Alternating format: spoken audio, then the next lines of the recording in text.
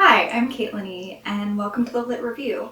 Today we're tackling standalone books for when you need a break from your series. But first, some housekeeping. As many of you know, I've been doing little segments at the beginning of my videos in June about allyship. So today's segment is all about donating, and sometimes that means your money. So there will be some links below that can be your charity of choice, or some of these are just recommendations. You're in no way enforced to give. There is also the opportunity for you to donate your time and energy. Sometimes that might mean helping out at a homeless shelter, which often homelessness, at least here in LA, disproportionately affects Black men and women in particular, or LGBTQI plus individuals as well. So where are you donating your time? If you're really strapped for cash and for time, you might also, at no cost to you besides your internet, be able to watch some of the videos that some amazing creators here on YouTube have put out, and they're donating all of their ad revenue to that video to a cause that matters to them, and they will often tell you exactly where that cause is going from and how much money they're going to be raising. So I'll link some of those below too. So donating comes in many different forms, and you can pick the one that fits and makes sense for you. I hope this information helps, and let's continue on with the standalone video.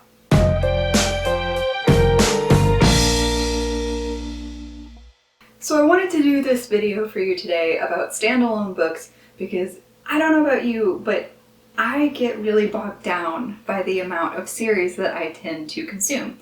In part because I have some really cool opportunities with things like buying owl crates, or if you're a Fairy Loot subscriber, you might have the same problem where you get the first book in a series and you like it, and then now you're committed to reading that thing, and it can take months or years to collect and consume that. And so you're often like in the middle of a bunch of series, and sometimes you just need a good standalone. To me, standalones are a little less intimidating because it's just a one and done kind of read. So I'm going to give you 5 recommendations today for your one and done reading, your standalone books. And hopefully if you like this, I'll be able to do a couple more of these throughout the year just to give you a break from the series fatigue that may be impacting your reading life.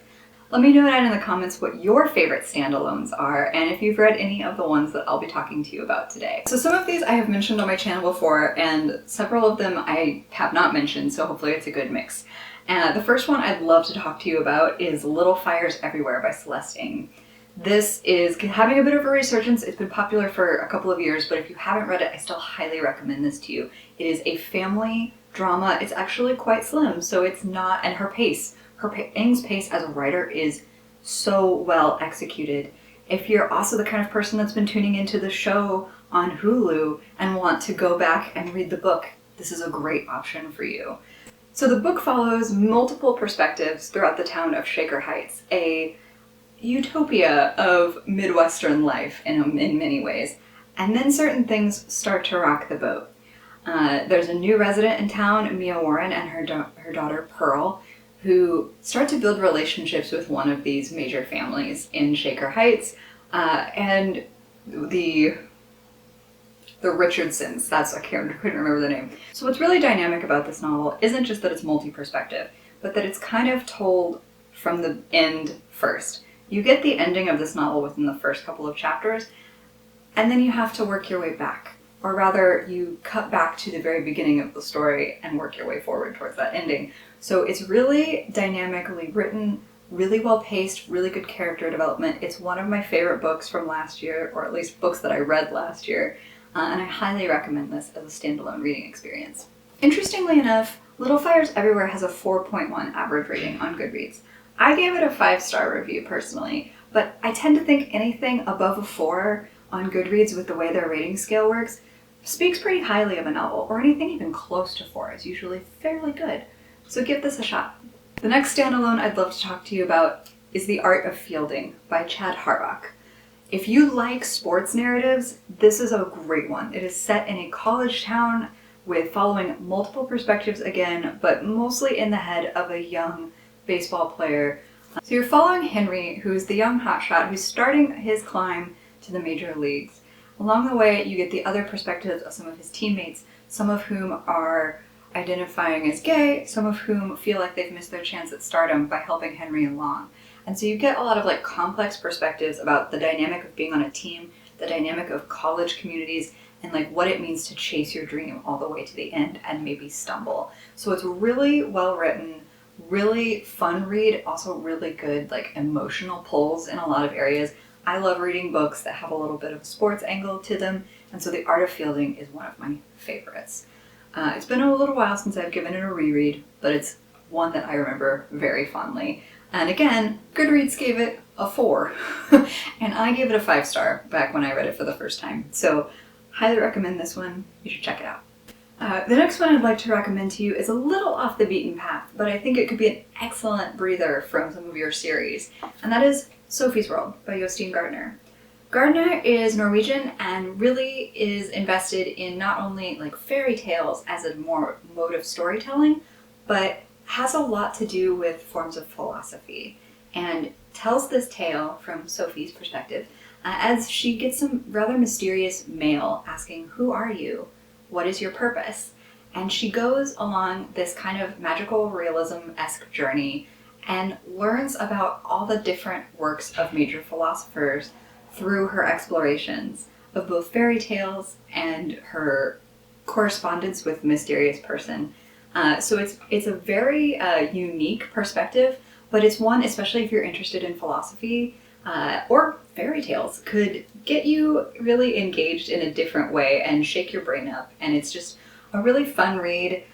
I gave it a 5-star, but it's also been a while since I've read it, so I don't know if it's kind of dated itself in that time frame. But Goodreads has it at a 3.93, so it's almost a 4-star rating on Goodreads. And it's just, to me, I have really good memories of reading this book. I actually think I'm due for a reread soon.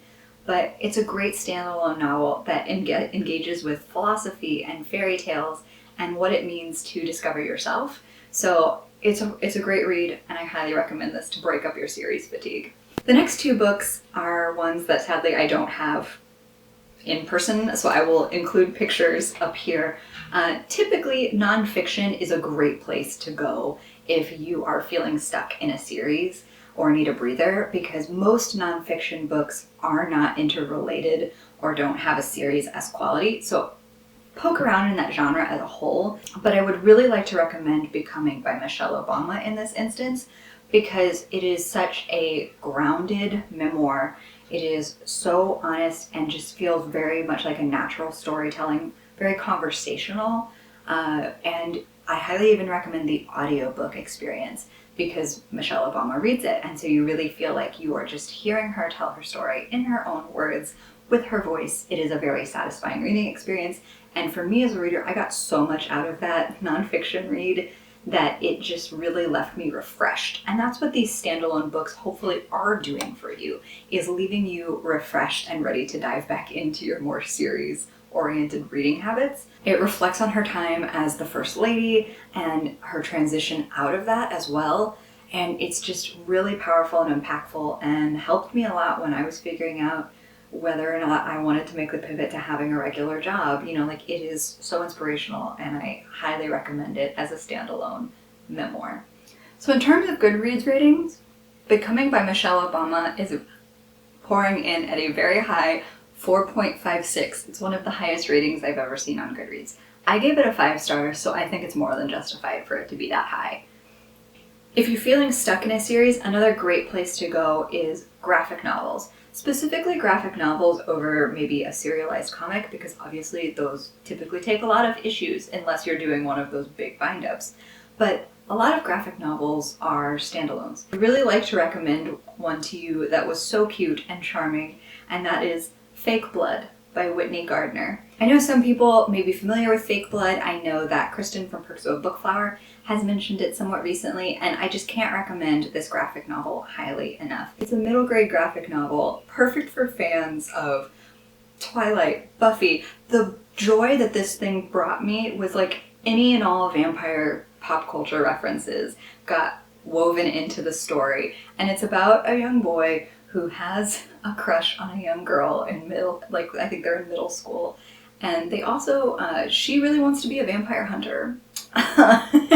And so initially he thinks that she's just like obsessed with vampires, so he tries to imitate one and look like one, but then she starts to think that he is a vampire and she must destroy him. So there's like some really fun comedy of errors tension in this middle school setting, and the references are so good and satisfying, and Whitney Gardner's art style is so cute.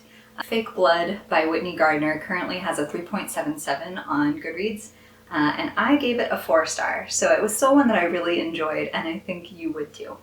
But that's it for me today. I hope that you found this list helpful or satisfying. Again, let me know down in the comments what your favorite standalones are, and I will try my best to check them out because I always need more. Series fatigue is real, and I'm feeling it a lot lately, so I hope this helped you break out of that cycle a little bit. Also, please check out the links that I've left in the description box below and figure out what makes the best sense for you in terms of donating. Thank you for spending time with me. I hope you have a fantastic reading day. Like and subscribe if you'd like to know more about me or this channel, and I'll see you in the next one. Bye!